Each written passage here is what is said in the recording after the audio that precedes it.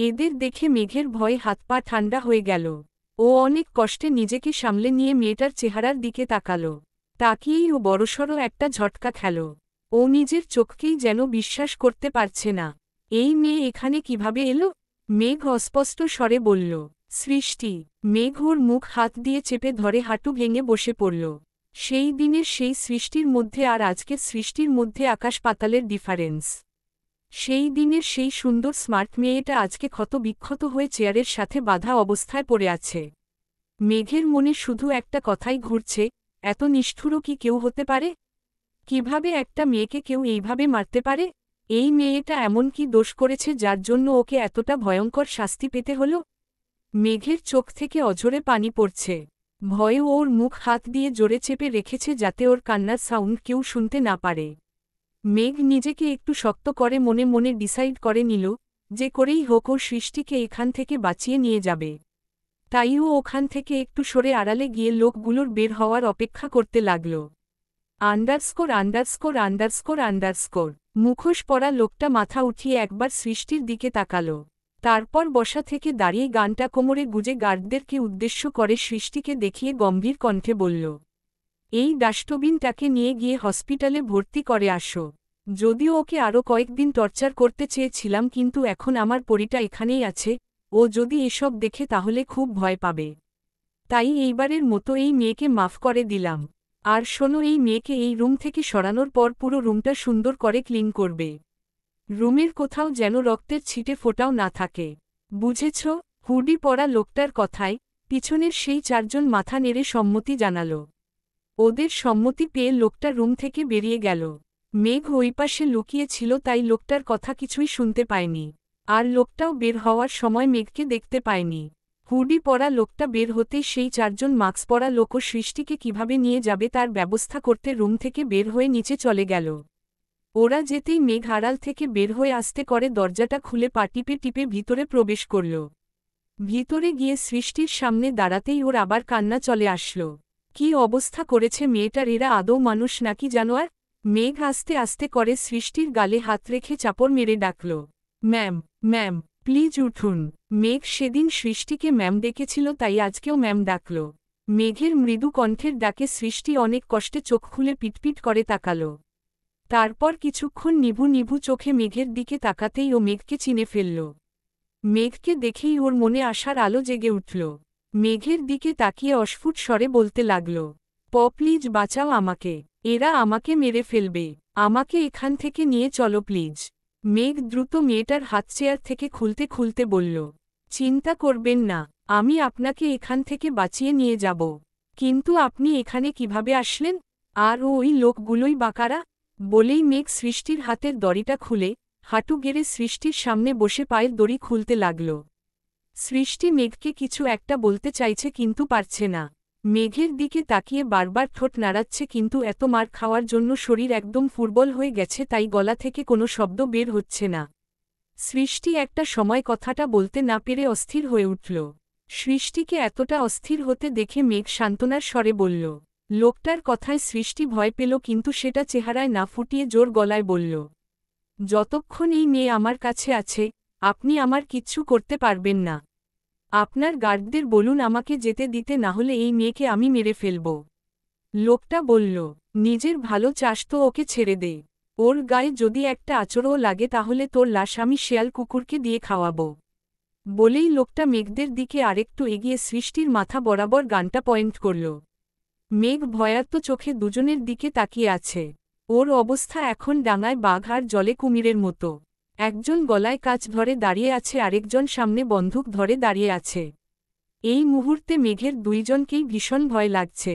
সৃষ্টি হুডি পরা লোকটাকে এতটা কাছে আসতে দেখে কোনো কিছু না ভেবেই মেঘের গলায় বোতলটা চেপে ধরল। মেঘ ব্যথায় কুকিয়ে উঠে আহ বলে চিৎকার দিল। ওর গলা কেটে রক্ত বের হচ্ছে। লোকটা মেঘের গলা কেটে গেছে দেখে মেঘ পড়ি বলে জোরে একটা চিৎকার দিল। কিন্তু লোকটার সেই ডাক মেঘের কান অবধি পৌঁছালেও মস্তিষ্ক অবধি পৌঁছাল না। ও হাত দিয়ে গলা চেপে ধরে রেখেছে, মাথাটা কেমন বনবন করে ঘুরছে, ব্যথায় চোখ থেকে এমনি এমনি পানি গড়িয়ে পড়ছে। লোকটা দ্রুত মেঘের কাছে এগিয়ে আসতে নিলেই সৃষ্টি আরও একটু পিছিয়ে গিয়ে বলল, নো, একদম এগোবেন না। তাহলে কিন্তু একদম ওকে শেষ করে দিব। লোকটা চেঁচিয়ে বলল, বাস্টার্ডের বাচ্চা, তোর আজকে কি অবস্থা করব তুই স্বপ্নেও ভাবতে পারছিস না। তুই আমার পরীকে আঘাত করেছিস, তোকে এতটা ভয়ঙ্কর মৃত্যু দিব যে পশু পাখিতেও তোর লাশ দেখলে ঘৃণায় মুখ ফিরিয়ে নিবে। বলেই লোকটা সৃষ্টির পায়ে গান পয়েন্ট করে শ্যুট করল। গুলিটা একদম সোজা গিয়ে সৃষ্টির গোড়ালি বরাবর লাগল। সৃষ্টি জোরে একটা চিৎকার দিয়ে ফ্লোরে লুটিয়ে পড়ল। সৃষ্টি পড়ে যেতেই সব গার্ডগুলো সৃষ্টির কাছে এসে ওর দিকে গান পয়েন্ট করে দাঁড়িয়ে রইল। মেঘ কান চেপে ধরে ফ্লোরে বসে পড়ল। ও ফ্লোরে বসে চোখ বন্ধ করে হাউমাউ করে কেঁদে দিল। ভয়ে ওর সারা শরীর এখনও কাঁপছে। হুডি পরা ছেলেটা দৌড়ে গিয়ে মেঘের পাশে হাঁটু গেড়ে বসে ওকে শক্ত করে জড়িয়ে ধরল। তারপর ওর মাথায় আশ্রু চুমু দিয়ে ব্যথাতুর কণ্ঠে বলল, সরি জান, আমার তোমাকে রুমে একা রেখে আসা একদম ঠিক হয়নি। আজকে তোমার যদি কিছু হয়ে যেত তাহলে আমার কি হতো? আই অ্যাম সরি কলিজা, আমার একটা বোকামির জন্য তুমি এতটা হার্ট হলে। আই প্রমিস আর কক্ষনো তোমাকে একা ছেড়ে কোথাও যাব না। লোকটার কথায় মেঘ অবাক হল। ও তো ভেবেছিল এই লোকটা ওর কোনো ক্ষতি করার জন্য এখানে নিয়ে এসেছে, কিন্তু কথা শুনে তো মনে হচ্ছে এই লোক ওর ক্ষতি করা তো দূরের কথা, সামান্য আঘাতটুকুও সহ্য করতে পারে না। এরকম তো একজনই করে সব সময়। মেঘের কাছে লোকটার স্পর্শটাও বড্ড চেনা চেনা লাগছে। তাহলে কি ও যেটা ভাবছে সেটাই ঠিক? এটা কি তাহলে? মেঘ লোকটাকে কিছু বুঝতে না দিয়েই হঠাৎ করে লোকটার মাথা থেকে হুডিটা ফেলে দিল। লোকটার মুখে মাস্ক লাগানো, কিন্তু তাও চোখ দুটো দেখে মেঘের চিনতে একটুও অসুবিধা হল না। লোকটা ভাবতেও পারেনি মেঘ এমন একটা কাণ্ড করে বসবে। উনি এসবের জন্য মোটেও প্রস্তুত ছিলেন না। তাই দ্রুত আবার হুডিটা পরতে নিলেই মেঘ আরেকটা টান দিয়ে মাস্কটাও খুলে ফেলল। তারপর লোকটার দিকে অশ্রুসিক্ত চোখে তাকিয়ে কাপা কাপা কণ্ঠে বলল, আর নিজেকে আড়াল করতে হবে না, আমি আপনাকে চিনে ফেলেছি আহান ভাইয়া। কথাটা বলেই মেঘ আহানকে ধাক্কা দিয়ে নিজের থেকে ছাড়িয়ে ছিটকে দূরে সরে গেল। আহান হতবম্ব হয়ে মেঘের দিকে তাকিয়ে আছে। মেঘ যে এমন একটা কাণ্ড করবে ও ভাবতেও পারেনি। ও এত তাড়াতাড়ি মেঘের সামনে এভাবে আসতে চায়নি। কিন্তু মেঘকে এভাবে কান্না করতে দেখে নিজেকে আর সামলাতে পারেনি, তাই এসে ওকে ওভাবে জড়িয়ে ধরেছে।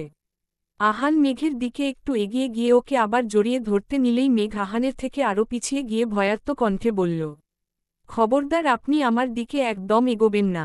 আপনি একটা খারাপ মানুষ। আহান অসহায় কণ্ঠে বলল, মেঘ পরি, আমার কথাটা তো একটু শোনো। কিচ্ছু শুনতে চাই না আমি। আপনি একটা বাজে লোক। আপনি মানুষ খুন করেন। মানুষ কোথায় খুন করলাম? আমি তো শুধু ওর পায়ে একটা শ্যুট করেছি। সেটাকে কি খুন করা বলে? মেঘ চেঁচিয়ে বলল, আপনি ওনার পায়েই বা কেন শ্যুট করেছেন? যদি গুলিটা অন্য কোথাও লাগত, উনি যদি মরে যেতেন? আহান শান্ত স্বরেই বলল, আমি যদি ওকে শ্যুট না করতাম তাহলে ও তোমাকে আরও আঘাত করত, যেটা আমি কোনোদিন হতে দিব না। আর গুলি অন্য কোথাও লাগার কোনো সম্ভাবনাই নেই, কারণ আহান খানের টার্গেট কখনো মিস হয় না। আমাকে আঘাত করলে করত, তাতে আপনার কি? আপনি কেন ওনাকে এভাবে শ্যুট করতে গেলেন? আর ওনাকে এইভাবে জানোয়ারের মতো টর্চার কেন করেছেন? এবার মেঘের কথায় আহানের রাগ উঠে গেল। ও রাগী কণ্ঠে বলল, ওকে কেন টর্চার করেছি সেই কৈফিয়ত কি এখন তোমাকে দিতে হবে?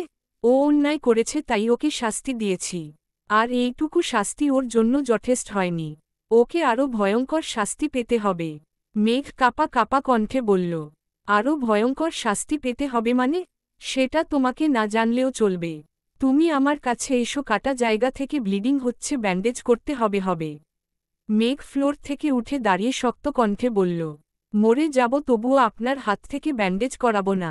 আহান ধমক দিয়ে বলল, খবরদার মেঘ, উল্টাপাল্টা কথা বললে আমার থেকে খারাপ আর কেউ হবে না।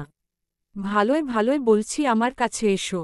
মেঘ আহানের দিকে তাকিয়ে তাচ্ছিল্য হেসে বলল, আপনার কাছে যাওয়ার প্রশ্নই উঠে না। বলেই মেঘ বাইরের দরজার দিকে দৌড় দিল।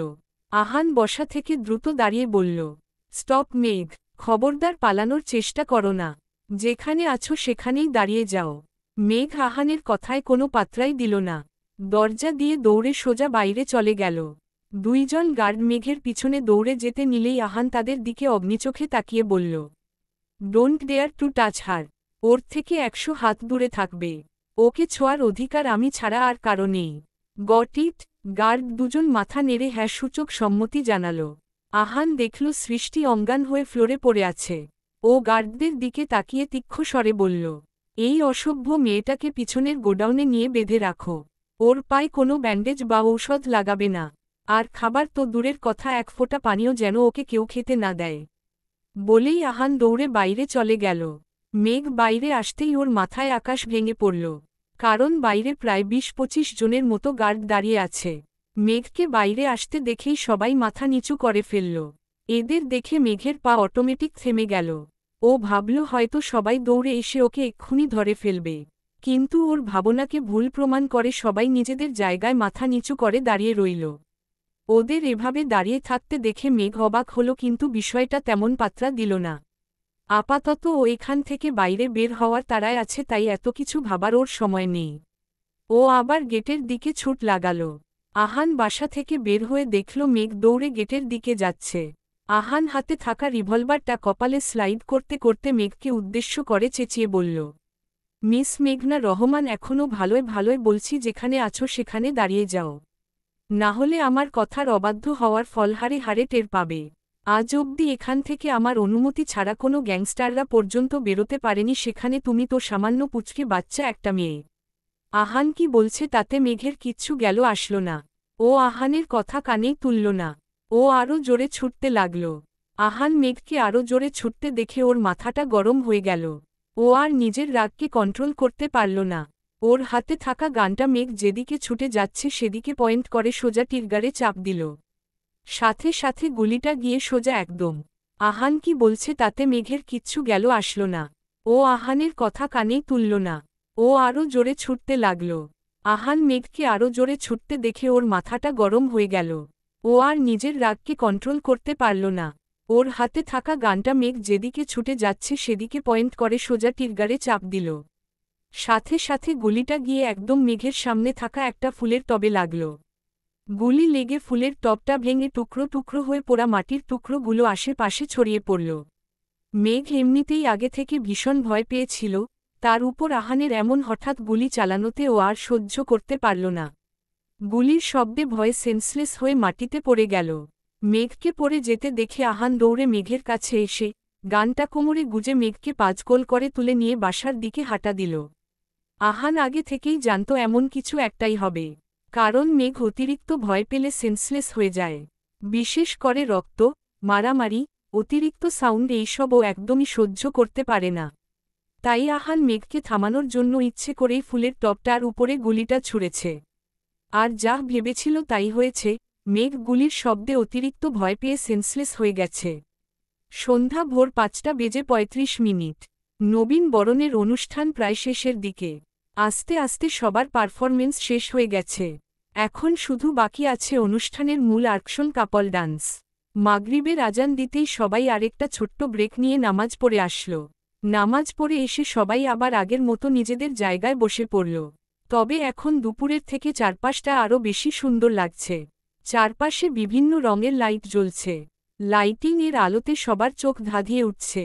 স্টেজ থেকে শুরু করে সবার বসার জায়গা, পুরো এরিয়া এতটাই সুন্দর করে লাইটিং এবং ডেকোরেশন করেছে যে সবাই পলকহীনভাবে সেটা তাকিয়ে তাকিয়ে দেখছে। দিশা আর রিজা স্টেজে উঠে গিয়ে কাপল ডান্সের অ্যানাউন্সমেন্ট করে দিল, সাথে ডান্সের নিয়মগুলোও বলে দিল।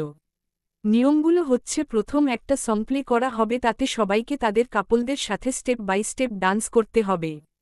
ডান্সের মাঝখানে সবাই নিজেদের পার্টনারকে বারবার একে অপরের সাথে চেঞ্জ করতে থাকবে।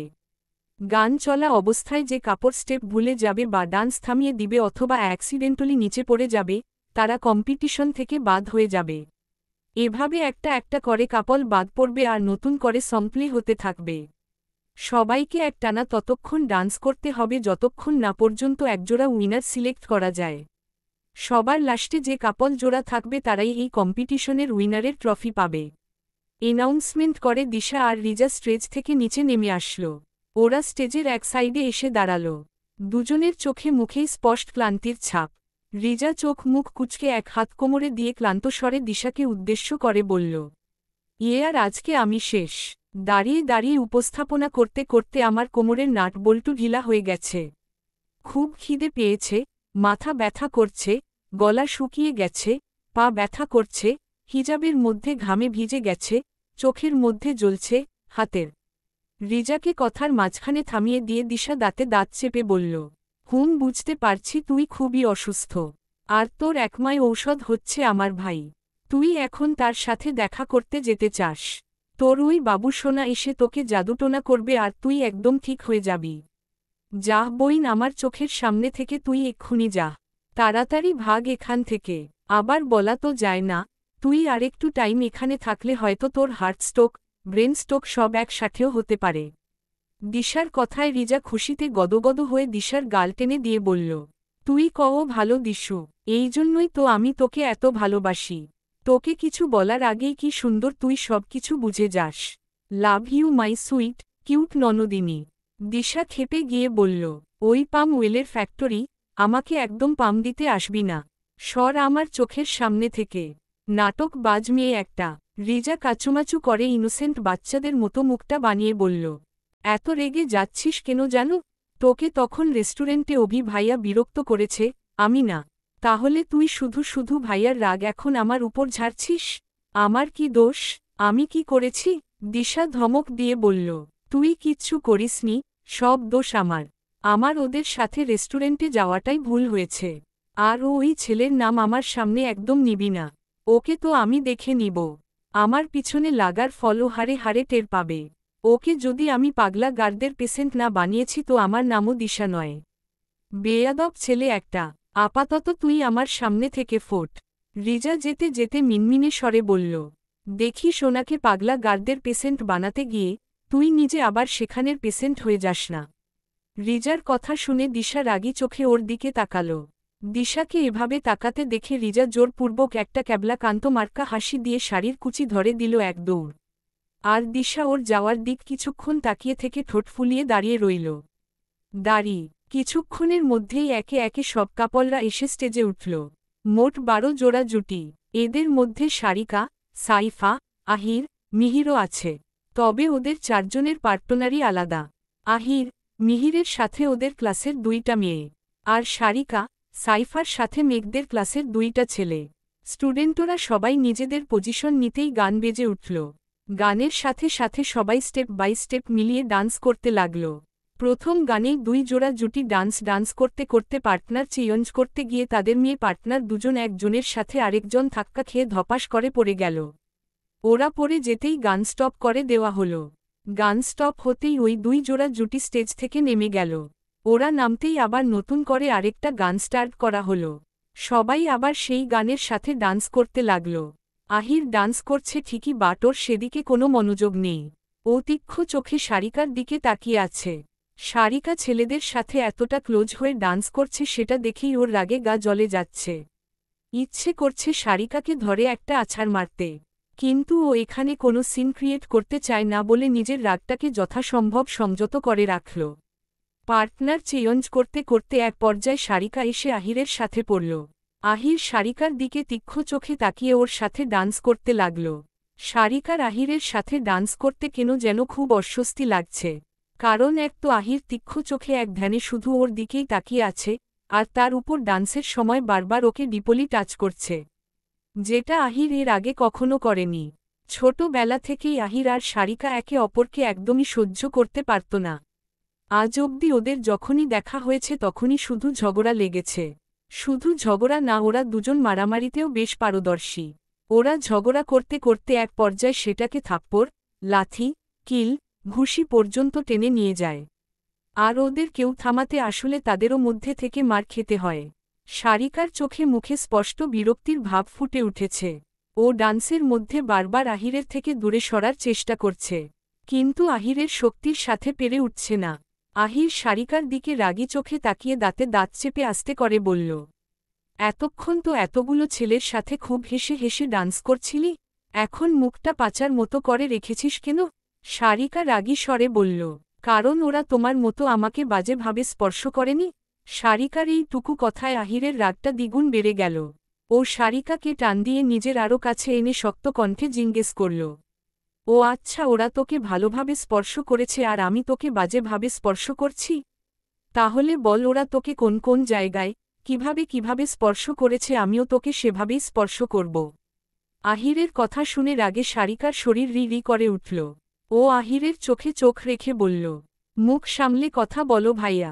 কি বলতে চাইছো তুমি? কি বলতে চাইছি বুঝতে পারছিস না?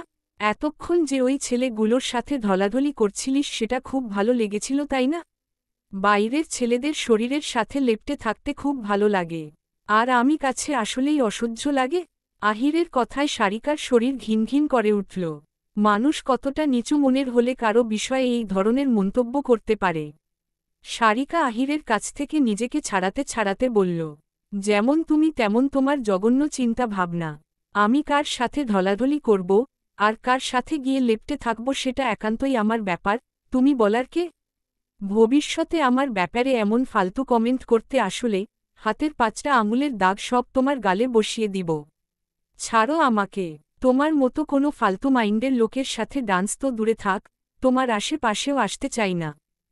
সাইফার কথা শুনে আহির তীক্ষ্ণ চোখে ওর দিকে তাকিয়ে থেকে নিজের হাতটা আলগা করে নিল। সারিকা আহিরের থেকে একটু সরে এসে যখনই পার্টনার চেঞ্জ করার জন্য পা বাড়াবে তখনই আহির সারিকাকে ল্যাং মারল। হঠাৎ নাচের মধ্যে এভাবে ল্যাং মারায় সারিকা নিজের ব্যালেন্স ঠিক রাখতে না পেরে হুমড়ি খেয়ে উপুর হয়ে পড়ে গেল। সারিকা এভাবে পড়ে যাওয়ায় সামনে যারা দর্শকরা ছিল তারা সবাই বসা থেকে দাঁড়িয়ে গেল। গানটা বন্ধ হয়ে গেল। সব কাপলরা নাচ থামিয়ে দাঁড়িয়ে গেল। চারপাশে লোকজনের হইচই পড়ে গেল। আহির প্যান্টের পকেটে দুহাত গুজে ঠোঁটের কোণে একটা বাঁকা হাসি ঝুলিয়ে সারিকার দিকে তাকিয়ে আছে। সারিকা নিজের মাথাটা একটু উঠিয়ে সামনের দিকে তাকাল। দেখল দর্শকের সারিতে বসে থাকা সবাই ওর দিকে তাকিয়ে আছে। কেউ কেউ তো আবার মুখ টিপে টিপে হাসছে, অনেকে ভিডিও করছে। সবার সামনে এভাবে লজ্জায় পড়তে হবে সেটা ও স্বপ্নেও ভাবতে পারেনি। লজ্জায় সারিকার চোখ দিয়ে পানি গড়িয়ে পড়তে লাগল। ও নিজের মাথাটা নামিয়ে আবার উপুর হয়ে কাঁদতে থাকল। সারিকা এখান থেকে এই মুহূর্তে উঠতে চাইছে না। ওর মনে হচ্ছে এখান থেকে উঠলেই সবাই ওর চোখের সামনে ওকে নিয়ে ঠাট্টা করবে, টন্ট করবে, বাজে কথা বলবে, যেগুলো ও একটুও সহ্য করতে পারবে না। সারিকাকে উঠতে না দেখে সাইফা আর মিহির দৌড়ে এসে ওকে টেনে তুলল। অভি, দিশা ওরাও দৌড়ে স্টেজের উপরে চলে আসল। সারিকা দ্রুত গিয়ে দিশাকে জড়িয়ে ধরে ফুপিয়ে কেঁদে উঠল। সারিকাকে কাঁদতে দেখে সাইফাও কেঁদে দিল। সাইফা ভেবেছে সারিকা হয়তো পড়ে গিয়ে ব্যথা পেয়েছে তাই এভাবে কাঁদছে। দুইজন এমনিতে সব সময় এটা ওটা নিয়ে ঝগড়া ঝাঁটি করলেও একজন আরেক জনের কষ্ট একদম সহ্য করতে পারে না। অভি রাগী চোখে আহিরের দিকে তাকিয়ে আছে। কারণ আর কেউ না দেখলেও অভি ভালো করেই দেখেছে সারিকাকে ল্যাংটা আহিরই মেরেছিল। আহির অভির চাহনিকে উপেক্ষা করে একটা হোকেয়ার্স ভাব নিয়ে স্টেজ থেকে নেমে চলে গেল। অভি আহিরের যাওয়ার দিকে তাকিয়ে মুখ থেকে বিরক্তিকর একটা শব্দ উচ্চারণ করল। দিশা বারবার সারিকাকে প্রশ্ন করছে ওর কোথাও লেগেছে কিনা, পড়ে গিয়ে কোথাও ব্যথা পেয়েছে কিনা, কিন্তু সারিকা শুধু কেঁদেই যাচ্ছে, কোনো প্রশ্নেরই ওর দিচ্ছে না। দিশা, অভি, মিহির, সাইফা মিলে অনেক বুঝানোর পরও কোনো কাজ হল না। ওরা যত বোঝাচ্ছে সারিকা তত দিশাকে জড়িয়ে ধরে কেঁদে যাচ্ছে। অভি আর কোনো উপায় না পেয়ে প্রিন্সিপালের কাছে বিদায় নিয়ে দিশা, সারিকা আর সাইফাকে নিয়ে চলে গেল। প্রিন্সিপাল স্যার অনেকবার সাইফা থাকতে বলেছিলেন, ডান্সটা কমপ্লিট করে তারপর যেতে বলেছিলেন, কিন্তু সাইফা ডান্স করার মতো অবস্থায় নেই। বোনকে কাঁদতে দেখে নিজেও কাঁদতে কাঁদতে হেঁচকি উঠিয়ে ফেলেছে। ডান্স করবে কি ঠিক মতো কথাই বলতে পারছে না। সাইফা চলে যেতেই টিচারেরা মহা বিপদে পড়ে গেল। এতক্ষণ যে ছেলেটার সাথে নাচছিল সেই ছেলেটা এখন পার্টনার ছাড়া হয়ে গেল। ওকে ওনারা বাদও দিতে পারবেন না, কারণ এতে ছেলেটার উপরে অন্যায় করা হবে আর তাছাড়া রুলসও ব্রেক হবে। ওনারা এই সব নিয়ে স্টেজের এক পাশে দাঁড়িয়ে আলোচনাই করছিলেন, তখনই মিহির এসে জানায় ও ডান্স থেকে কুইট করতে চায়। কথাটা বলেই মিহির কাউকে কিছু বলার সুযোগ না দিয়ে ওখান থেকে হনহন করে চলে গেল। যাওয়ার আগে স্টেজের উপর দাঁড়িয়ে সব স্টুডেন্টদের দিকে তাকিয়ে বলল, যারা যারা সারিকার পরে যাওয়ার ভিডিওটা ক্যাপচার করেছ তারা সবাই ভালো বাচ্চাদের মতো ভিডিওটা ডিলিট করে দাও, না হলে ওই ভিডিওটা যদি বাইরে কোনো ভাবে লিক হয়ে যায় তাহলে যার কাছ থেকে লিক হবে তাকে দিনের বেলা আকাশের চাঁদ দেখিয়ে আনব। Got it? কথাটা বলেই মিহির স্টেজ থেকে নেমে চলে গেল। সব স্টুডেন্টদের ভয় পাওয়ানোর জন্য মিহিরের এইটুকু কথাই যথেষ্ট ছিল। সবাই দ্রুত নিজের ফোন বের করে ভিডিওটা ডিলিট করতে লাগল। প্রিন্সিপাল স্যার সব স্টুডেন্টদের এমন ভয়ার্ত চেহারার দিকে তাকিয়ে একটু মুচকি হাসলেন। যদিও ভার্সিটিতে কাউকে এভাবে হুমকি দেওয়া অন্যায়, তবুও উনি মিহিরের কাজে খুব খুশি হয়েছেন। কারণ কোনো মেয়ের সম্মান বাঁচানোর জন্য এইটুকু অন্যায় মেনে নেওয়াই যায়। মিহির এইটুকু অন্যায় না করলে হয়তো কালকে এই ভিডিওটা সবার নিউজ ফিডে ঘুরঘুর করত। এক একজন এক একটা ফানি ক্যাপশন দিয়ে ভিডিওটা শেয়ার করত। সবার কাছে ভিডিওটা খুব মজার হলেও মেয়েটার জন্য চরম অপমানের একটা বিষয় হতো। সবাই মিলে মেয়েটাকে নিয়ে হাসাহাসি করত। আর মেয়েটা হয়তো সেসব সহ্য করতে না পেরে ঘর থেকে বের হওয়াই ছেড়ে দিত, কিংবা ডিপ্রেশনে চলে যেতে। একটা গোডাউনের মধ্যে হাত পা বাঁধা অবস্থায় নিচে মাটিতে পড়ে আছে সৃষ্টি। পা থেকে রক্ত বের হয়ে পুরো ফ্লোরটা রক্তে ভিজে গেছে। ওর চোখ খুলে তাকানোর শক্তিটা অবধি পাচ্ছে না। শরীর থেকে একটানা এত ঘন্টা রক্ত বের হতে হতে সারা শরীর অলমোস্ট পেপার হোয়াইট হয়ে গেছে। মুখ থেকে বারবার ঘোঙানির আওয়াজ বের করছে। হঠাৎ কেউ এসে ওর মুখে বরফ মিশানো ঠান্ডা পানি ছুঁড়ে মারল। বরফের শক্ত টুকরোগুলো ওর শরীরে পড়তেই ও ব্যথায় মৃদু চিৎকার দিয়ে উঠল। জোরপূর্বক চোখ খুলে একটু সামনে তাকাতেই আহানের ভয়ঙ্কর রাগী মুখটা চোখের সামনে দেখতে পেল। আহানকে দেখেই ওর ভয় কলিজার পানি শুকিয়ে গেল। হাত পা থরথর করে কাঁপতে লাগল। আহান দুজন লেডি গার্ডকে চোখ দিয়ে কিছু ইশারা করতেই মেয়ে দুটো গিয়ে সৃষ্টির কাছে গেল। তাদের মধ্যে একজন মেয়ে গিয়ে সৃষ্টির চুল ধরে টেনে শোয়া থেকে উঠিয়ে বসাল। একজন ছেলে গার্ড গিয়ে আহানের জন্য একটা চেয়ার নিয়ে আসল। আহান চেয়ারটার উপরে বসে হাতে থাকা গানটা চোখের সামনে ঘুরাতে ঘুরাতে শান্ত স্বরে সৃষ্টিকে উদ্দেশ্য করে বলল, আচ্ছা আজকে কেন এত বড় বোকামিটা করতে গেলি বলতো? খুব কি দরকার ছিল এইরকম গাধার মতো কাজটা করার? সেদিন যা করেছিস সেটা না হয় না জেনে করেছিস। সেজন্য তোকে আমি তোর প্রাপ্য শাস্তি দিয়ে আজকে এমনিতেই ছেড়ে দিতে চেয়েছিলাম। কিন্তু তুই আজকে কি করলি? সব জেনে বুঝেও এত বড় একটা ভুল করলি, তাও আবার তার সাথে, যে মেয়েটা নিজে তোকে বাঁচাতে চেয়েছিল। একবারও নিজের বিবেকে বাঁধল না? একবারও মনে হলো না ওইটুকু পিচ্ছি একটা মেয়ে নিজের কথা না ভেবে তোকে বাঁচাতে গিয়েছিল? আর তুই কি করলি? নিজেকে বাঁচাতে ওই মেয়েটারই রক্ত ঝরালি? সৃষ্টি অস্ফুট স্বরে বলল, আমার খুব বড় ভুল হয়ে গেছে স্যার, আমাকে মাফ করে দিন প্লিজ। সৃষ্টির কথা শুনে আহানের এতক্ষণের চেপে থাকা রাগটা বাইরে বেরিয়ে এলো। আহান সৃষ্টির পায়ের যে জায়গাটায় গুলি লেগেছিল সেই জায়গাটা নিজের পা দিয়ে চেপে ধরল। ওর পায়ে কেডস পরা ছিল। চেপে ধরার সাথে সাথে সেই জায়গা থেকে গোলগোল করে রক্ত পড়তে লাগল। সৃষ্টি ব্যথায় ঘর কাঁপিয়ে জোরে চিৎকার দিল। ওর চোখ থেকে ঝোড়ো করে পানি পড়ছে। আহান চেঁচিয়ে বলল, কি বললি? তুই ভুল করেছিস? তোকে মাফ করে দেব? তুই যেটা করেছিস সেটা ভুল নয়, অন্যায়, মস্ত বড় অন্যায় করেছিস তুই। আমার যেই রূপটা আমি সব সময় আমার মেঘপরীর থেকে লুকিয়ে রেখেছি, তোর জন্য আজকে ও সেটা দেখে ফেলেছে। ও আমাকে ভুল বুঝেছে, আমার থেকে ভয় পেয়ে পালাচ্ছে। তুই জানিস, ওকে যদি আবার আগের মতো নরমাল করতে হয় তাহলে ওর কাছে আমাকে আরও কতগুলো মিথ্যা কথা বলতে হবে, কত ভালো মানুষের নাটক করতে হবে। এই সব কিছু হয়েছে তোর জন্য, শুধু মায় তোর জন্য আমার পরীটা এতক্ষণ ধরে অজ্ঞান হয়ে পড়ে আছে। কথাগুলো বলেই আহান হাতে থাকা পিস্তলটা দিয়ে সৃষ্টির অপর পায়ে পরপর দুটো গুলি করল। সৃষ্টি এইবার আগের বারের থেকেও আরও জোরে চিৎকার দিল। হাউমাউ করে কাঁদতে লাগল, বারবার আহানের কাছে মাফ চাইতে লাগল। সৃষ্টির এতটা চিৎকার, আর্তনাদ আহানের কান অবধি পৌঁছাল না। আহান চেয়ার থেকে দাঁড়িয়ে সৃষ্টির কাছে গিয়ে ওর সামনে হাঁটু গেড়ে বসে হাতে থাকা গানটা সৃষ্টির কপালে ঠেকিয়ে বলল, 4টা বছর ধরে ওই মেয়েটাকে একটু কাছে পাওয়ার জন্য কুড়ে কুড়ে মরেছি। এই 4টা বছর ওর থেকে দূরে থেকেও সব সময় আড়াল থেকে ওকে প্রোটেক্ট করে গেছি। ওর অগোচরে ওর পিছনে সব সময় গার্ড লাগিয়ে রেখেছি, যাতে ওর গায়ে কেউ একটা ফুলের টোকাও না দিতে পারে। এত দূরে থেকে ওর প্রত্যেকটা সেকেন্ডের খবর আমি রেখেছি। আর যারা যারা ওকে কষ্ট দিয়েছে তাদের সবাইকে টিকিট কেটে সোজা উপরে পাঠিয়ে দিয়েছি। জানিস ওর এক ফোঁটা চোখের পানি অবধি আমি সহ্য করতে পারি না, আমার দম বন্ধ হয়ে আসে। আর তুই সেই মেয়েটার শরীর থেকে রক্ত ঝরালি, ওকে এতটা যন্ত্রণা দিলি, তোকে কিভাবে মাফ করে দেই বলতো? কথাগুলো বলেই আহান সৃষ্টির দিকে তাকিয়ে একটা বাঁকা হাসি দিয়ে সৃষ্টির কপালে পরপর 4টা গুলি করে দিল। শ্যুট করার সাথে সাথে সৃষ্টির নিথর দেহটা মাটিতে লুটিয়ে পড়ল।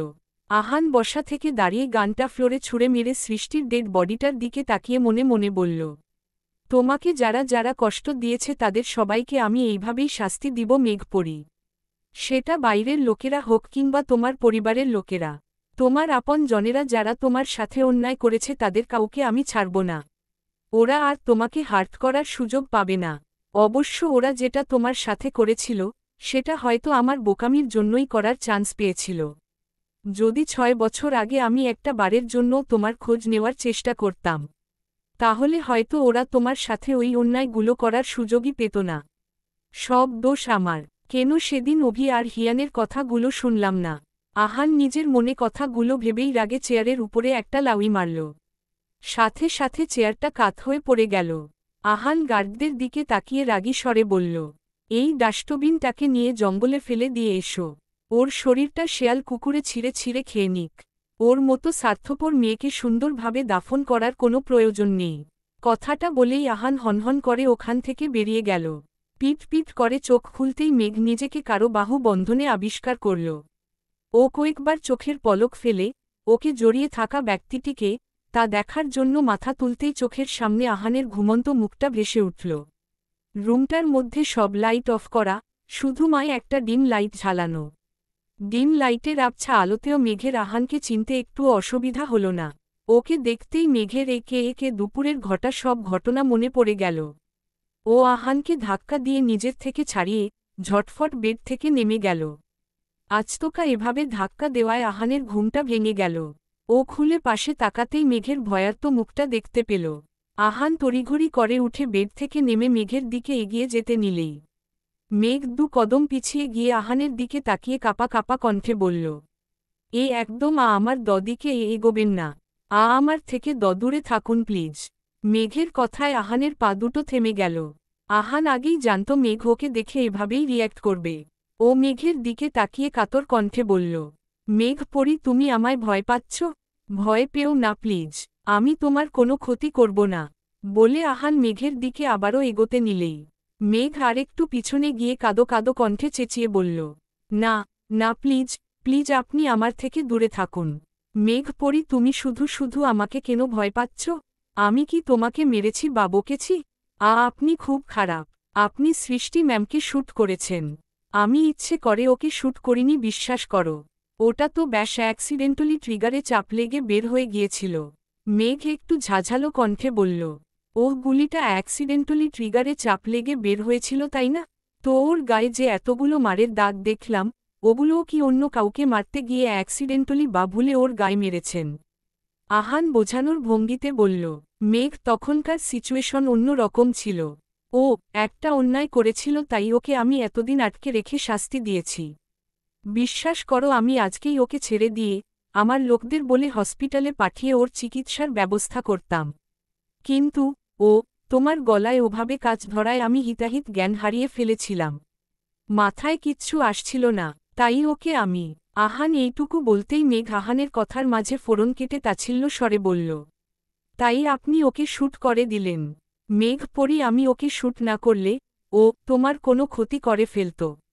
যেভাবে তোমার গলায় কাচটা চেপে ধরেছিল, তাতে যদি তোমার উল্টোপাল্টা কিছু একটা হয়ে যেত, তখন কি হতো?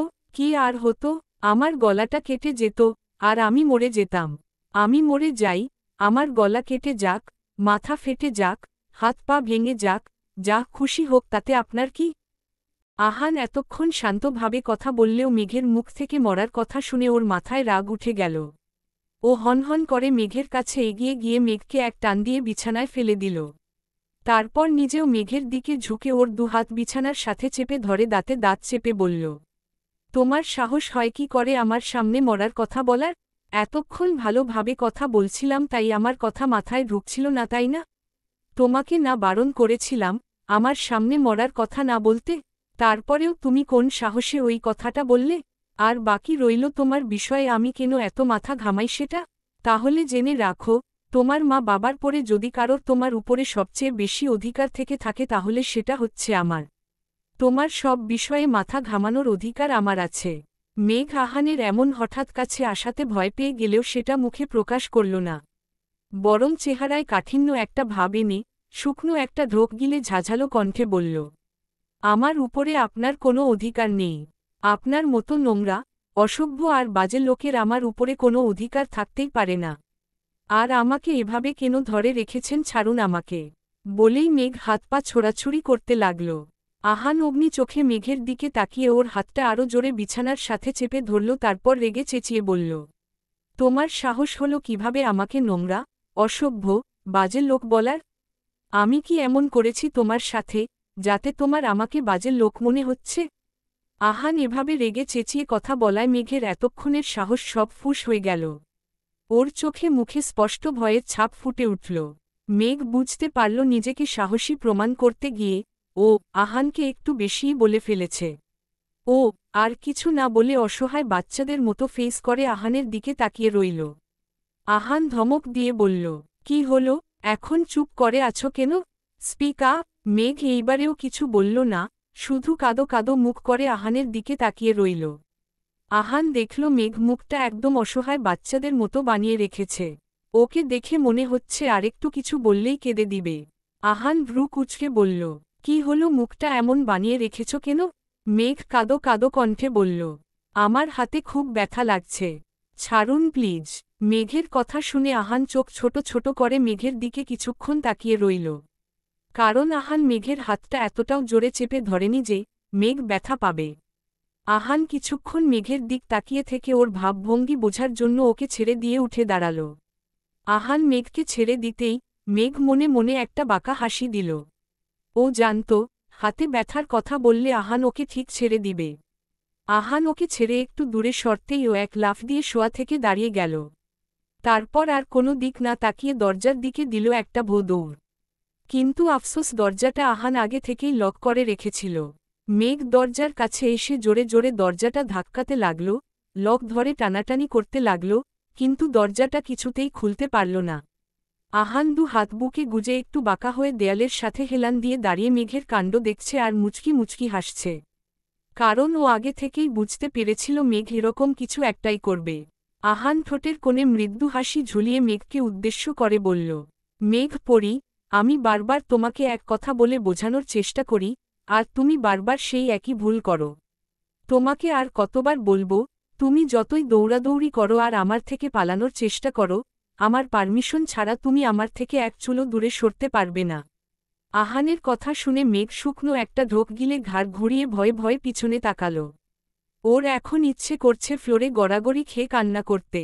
কেন যে দৌড়ে পালানোর চেষ্টা করল? আহান নিশ্চয়ই এখন ওকে ধরে একটা ঠাটিয়ে চড় মারবে। চরের কথা মনে হতেই মেঘের একটা হাত অটোমেটিক ওর গালে চলে গেল। আহান সোজা হয়ে দাঁড়িয়ে ট্রাউজারের পকেটে দুহাত ঢুকিয়ে ফুল অ্যাটিটিউড নিয়ে এগিয়ে এসে মেঘের সামনে দাঁড়াল। তারপর পকেট থেকে একটা চাবি বের করে মেঘের দিকে এগিয়ে দিয়ে বলল, এই দরজাটা লক করা আছে, আর এটা হচ্ছে লক খোলার চাবি। মেঘ আহানের হাত থেকে ছো মেরে চাবিটা নিতে চাইল, কিন্তু ও চাবিটা ছুবে তার আগেই আহান নিজের হাতটা মুঠোবন্দি করে নিল। তারপর মেঘের দিকে তাকিয়ে একটা বাঁকা হাসি দিয়ে চাবিটা একটাটি টেবিলের উপর রেখে এক হাত মেঘের কোমরে দিয়ে ওকে একটানে একদম নিজের সাথে মিশিয়ে নিল। তারপর মেঘের দিকে তাকিয়ে ওর চোখে চোখ রেখে বলল, তোমার কি মনে হয় টিয়া পাখি, তুমি এই রুম থেকে বের হলেই আমার কাছ থেকে পালাতে পারবে? ধরো, তুমি এই চাবিটা দিয়ে এই রুমটার দরজা খুলে বের হয়ে গেলে, কিন্তু তারপর নিচের এত এত সিকিউরিটির চোখে ফাঁকি দিয়ে কিভাবে বের হবে? আর ধরলাম সবার চোখে ফাঁকি দিয়েও বের হয়ে গেলে, কিন্তু তারপর? তুমি কি আদৌ জানো এটা কোন জায়গা? এখান থেকে যদি কোনো ভাবে বেরো হও, তাহলেও সেফলি বাড়ি গিয়ে পৌঁছাতে পারবে না। তাই বলছি, এখান থেকে পালানোর ভূত মাথা থেকে ঝেড়ে ফেলো। আহানের কথা শুনে ভয়ে মেঘের চোখ মুখ শুকিয়ে একদম পানসে হয়ে গেল। সত্যিই তো, ও তো এতক্ষণ এসব কিছু ভেবেই দেখেনি। দুপুরে বাইরে যা করা সিকিউরিটি দেখল, তাতেও হাজার চেষ্টা করেও এখান থেকে বের হতে পারবে না। মেঘ আহানের দিকে তাকিয়ে অসহায় কণ্ঠে বলল, আমি বাসায় যাব, আমাকে দিয়ে আসুন প্লিজ। আহান মেঘের কপালে এলোমেলো হয়ে পড়ে থাকা চুলগুলো আলতো করে কানের পিছনে গুজে দিয়ে বলল, হুমম, দিয়ে আসব, তবে এখন না, কালকে সকালে। মেঘ চমকে উঠে বলল, কালকে সকালে মানে? ততক্ষণ আমি কোথায় থাকব? আহান নিজের মুখটা মেঘের আরেকটু কাছাকাছি নিয়ে ধীর কণ্ঠে বলল, কোথায় থাকবে মানে? আমার এত বড় বাড়িটা তোমার চোখে পড়ছে না? আমি এখানে আপনার সাথে এক বাড়িতে থাকব না, আমি বাসায় যাব। ওমা, তাই নাকি? তো যাও, তোমাকে কে আটকে রেখেছে? মেঘ অসহায় চাহনি দিয়ে বলল, আমি একা কিভাবে যাব? আপনি দিয়ে আসুন প্লিজ। আহান নেশাতুর চোখে মেঘের দিকে তাকিয়ে বলল, এখন আমিও কোথাও যাব না, আর তোমাকেও কোথাও যেতে দিব না। বুঝেছ টিয়া পাখি, আমরা দুজন আজকে রাতে এখানেই থাকব। বলেই আহান নিজের মুখটা একদম মেঘের কাছাকাছি নিয়ে গেল। দুজন এতটাই কাছাকাছি আছে যে ওদের দুজনের ঠোঁট একদম ছুঁই ছুঁই হয়ে আছে। আহানের গরম নিঃশ্বাস মেঘের চোখে মুখে আছড়ে পড়ছে। মেঘ চোখ খিচে বন্ধ করে আছে। ওর কেমন অদ্ভুত একটা অনুভূতি হচ্ছে। শরীর জমে একদম বরফ হয়ে গেছে। হৃৎপিণ্ডের গতি দ্রুত উঠানামা করছে। নিঃশ্বাস ভারী হয়ে এসেছে। আহান ঘোর লাগা দৃষ্টিতে মেঘের দিকে তাকিয়ে আছে। মেঘের হৃৎপিণ্ডের গতি দ্রুত উঠা নামার শব্দ স্পষ্ট শুনতে পারছে। রুমের আবছা আলো আর অন্ধকার মিশ্রিত পরিবেশটা মেঘকে একদম মোহনীয় করে তুলেছে। শরীরের সাথে সাথে মেঘের ঠোঁট মৃদু কাঁপছে। আহান ওর হাতের বুড়ো আঙুল দিয়ে আলতো করে মেঘের ঠোঁটে স্লাইড করতে লাগল। ও এক ধ্যানে মেঘের ঠোঁটের দিকে তাকিয়ে আছে। মেঘের ঠোঁটের দিকে তাকিয়ে থাকতে থাকতে হঠাৎই ওর খুব ইচ্ছে জাগল নিজের প্রিয়তমার ঠোঁট আলতো করে ছুঁয়ে দেওয়ার। আহান আর বেশি কিছু না ভেবে মেঘের দিকে এগিয়ে গিয়ে ওর ঠোঁট নিজের আয়ও নিয়ে নিল। আহানের হঠাৎ এমন কাণ্ডে মেঘ অবাক হয়ে গেল। ও দ্রুত আহানকে ধাক্কা দিয়ে নিজের থেকে দূরে সরানোর চেষ্টা করল। কিন্তু আহানকে এক চুলও সরাতে পারল না। বরং মেঘ যত আহানকে ধাক্কা দিয়ে দূরে সরানোর চেষ্টা করছে, আহান তত আরও ওকে শক্ত হাতে জড়িয়ে ধরে নিজের কাছে টেনে নিচ্ছে। মেঘ ছটফট করতে করতে আহানের সাথে শক্তিতে না পেরে শান্ত হয়ে নিজেও আহানের সাথে রেসপন্স দিতে লাগল।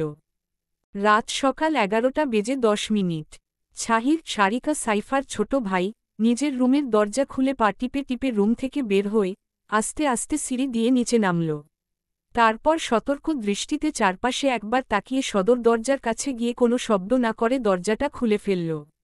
দরজা খুলতেই কালো হুডি পরা দুটো ছেলে তড়িঘড়ি করে বাসার ভিতরে ঢুকে দরজাটা লাগিয়ে দিল। আচমকা এভাবে ভিতরে ঢোকায় ছাহির ভয় পেয়ে ওদের থেকে একটু পিছিয়ে গেল। তারপর নিজেকে সামলে নিয়ে রাগী গলায় বলল, তোমরা মানুষ নাকি অন্য কিছু? একে তো এত রাতে একটা বাচ্চা ছেলেকে ব্ল্যাকমেইল করে দরজা খুলতে বাধ্য করলে, তার উপর আবার এইভাবে হুডি পরে ভ্যাম্পায়ার হয়ে তাকে ভয় দেখাচ্ছ? লজ্জা করে না তোমাদের আমার মতো একটা ভোলাভালা বাচ্চাকে এইভাবে এত রাতে ভয় দেখাতে? ছাহিরের কথা শুনে হুডি পরা ছেলে দুটো নিজেদের হুডি সরিয়ে ফেলল। ছেলে দুটো আর কেউ না, আহির আর মিহির। আহির ছাহিরকে ধমক দিয়ে বলল, ওই শালা, তুই দরজা খুলতে এত দেরি করছিলি কেন রে? আর একটু হলেই তো তোর ওই হিটলার বাপ আমাদের দেখে ফেলত। ওই ব্যাটা ডাক্তার এত রাত জেগে ব্যালকনিতে দাঁড়িয়ে দাঁড়িয়ে কি করে? চোর পাহারা দেয় নাকি? আর ভোলাভালা বাচ্চাটাকে রে? তুই যদি ভোলাভালা বাচ্চা হোস তাহলে আমরা দুজন নবজাতক শিশু সবেমায় পৃথিবীতে ভূমিষ্ঠ হয়েছি। মিহির গিয়ে এক হাত ছাহিরের কাঁধে রেখে হাসতে হাসতে বলল, বুঝলি আহির, আমাদের ভোলভালা বাচ্চা ছাহির বাবু এই বয়সেই রাত 3টা অবধি জেগে মেয়েদের সাথে চ্যাটিং করে। একবার ভাব, যদি এই কথা এর ওই খারুস বাপ জানতে পারে, তাহলে এর অবস্থা কি করবে? ছাহির মিহিরের হাতটা কাঁধ থেকে ঝাড়া মেরে ফেলে দিয়ে বিরক্ত কণ্ঠে বলল, যা বললে তাই তো করলাম, তারপরেও ওই এক কথা বলে আবার কেন ব্ল্যাকমেইল করছো? কতবার তোমাদের বলবো ওই মেয়েগুলো জাস্ট আমার ফ্রেন্ড, এর থেকে বেশি কিচ্ছু না। আর কি তখন থেকে তোর বাপ করে যাচ্ছ, ভুলে যেও না উনি তোমাদেরও মামা হন। সো রেসপেক্ট দিয়ে কথা বলতে শেখো। মিহির ছাহিরের গাল টেনে দিয়ে বলল, ওরা তোর জাস্ট ফ্রেন্ড বলেই না আজকে বেঁচে গেলি, না হলে তোকে গাছের সাথে উল্টো ঝুলিয়ে এমন মারতাম ক্লাস 8-এ বসে মেয়েদের সাথে চ্যাটিং করার শখ জীবনের মতো ঘুচে যেত। আর তোর ওই বাপ জীবনে এমন কোনো ভালো কাজ করেনি যাতে ওনাকে রেসপেক্ট করব। ওনাদের ওই 3rd ক্লাস ইগোর জন্য আমার মা অনেকগুলো বছর সাফার করেছে। মাঝে মাঝে তো ইচ্ছে করে ওনাদের শরীর থেকে ইগো বের করে ঝালমুড়িওয়ালার কাছে বিক্রি করে ঝালমুড়ি কিনে খাই।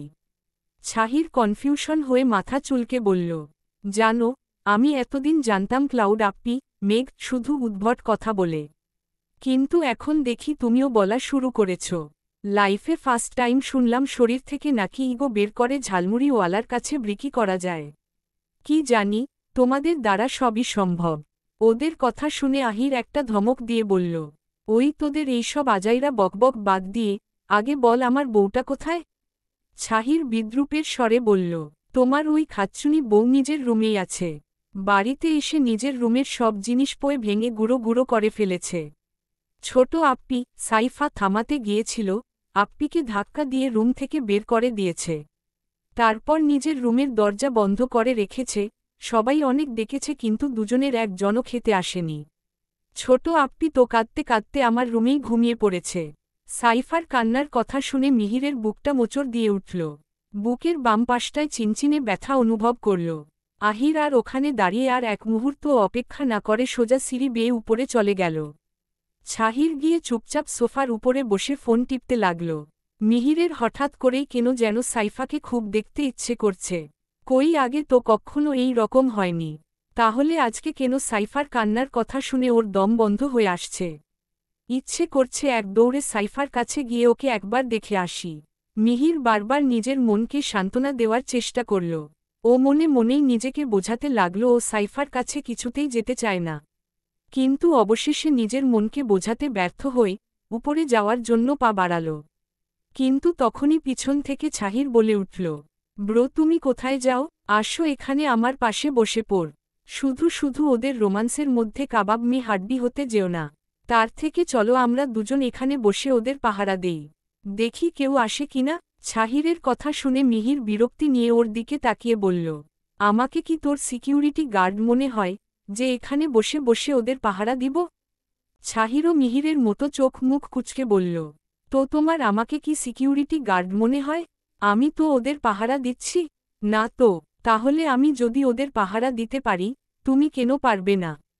তোর খেয়ে দে এখন কোনো কাজ নেই তাই তুই পাহারা দিচ্ছিস। কিন্তু আমার এখন অনেক কাজ আছে তাই আমাকে উপরে যেতে হবে।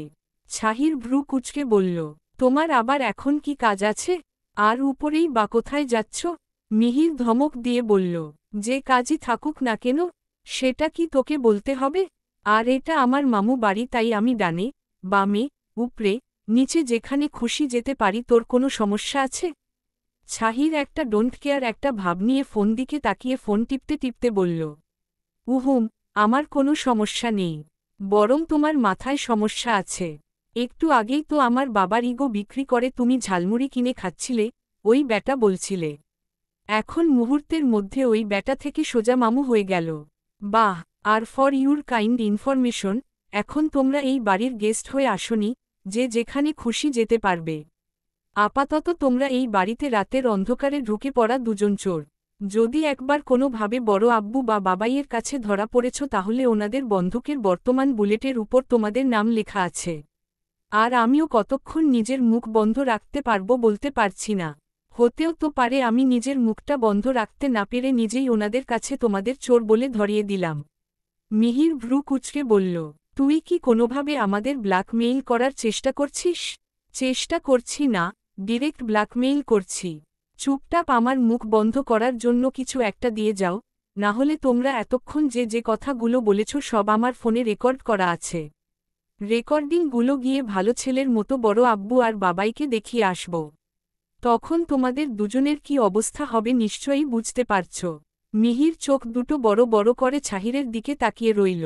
এইটুকু পুচকে একটা ছেলে নাকি তাসনিধ সায়াজ মিহিরকে ব্ল্যাকমেইল করছে। বিষয়টা নিতান্তই হাস্যকর। তবে আপাতত এই পুচকের কথা না শুনলে এই লেজ ছাড়া বাদরটা সত্যি সত্যি ওদের বিপদে ফেলে দিতে পারে। মিহির ছাহিরের দিকে এগিয়ে গিয়ে পকেট থেকে ওয়ালেটটা বের করে একটা ৫০০ টাকার নোট ছাহিরের হাতে দিয়ে ওর কান টেনে ধরে বলল, এইবার চুপচাপ নিজের মুখটা বন্ধ রাখবি, না হলে তোকে নিয়ে গিয়ে ছাদ থেকে টুপুত করে ফেলে দিব। তোর যা সাইজ তাতে ও তো উপর থেকে পড়লে একদম আলুর ভর্তা হয়ে যাবি। বলেই মিহির গটগট করে হেঁটে উপরে উঠে গেল। মিহির যেতেই ছাহির ফিক করে হেসে দিল।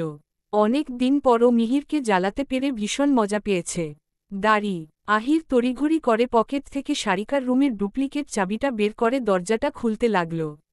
এই চাবিটা অনেক আগেই বানিয়েছিল সারিকাকে জ্বালানোর জন্য।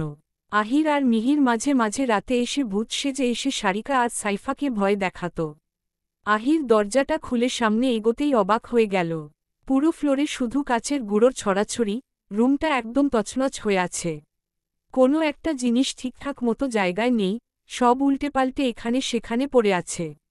আহির বেডের দিকে তাকালো, দেখল সারিকা বেডের উপরে নেই।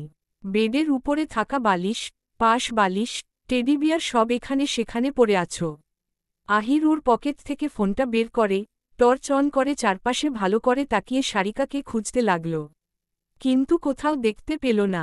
আহির এটাই ভেবে পাচ্ছে না, রুম তো ভিতর থেকেই বন্ধ ছিল, তাহলে সারিকা গেল কোথায়? আর কিভাবেই বা গেল?